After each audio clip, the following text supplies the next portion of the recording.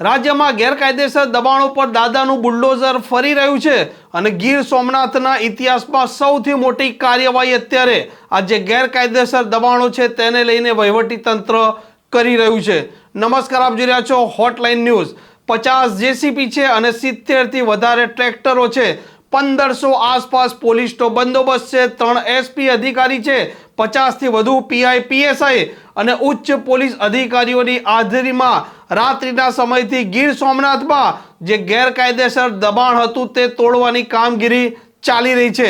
સોમનાથ મંદિર છે તેના આસપાસ અને તેના પાછળના ભાગે એક લાંબા સમયથી સર્વે ચાલી રહ્યો હતો અને સર્વે પૂરો થયા બાદ જે ગેરકાયદેસર ત્યાં દબાણ થયેલું હતું તે તોડવાની અત્યારે કામગીરી ચાલી રહી છે અને જેના કેટલાક વિડીયો પણ સામે આવ્યા છે અને તે પણ આપ જોઈશો।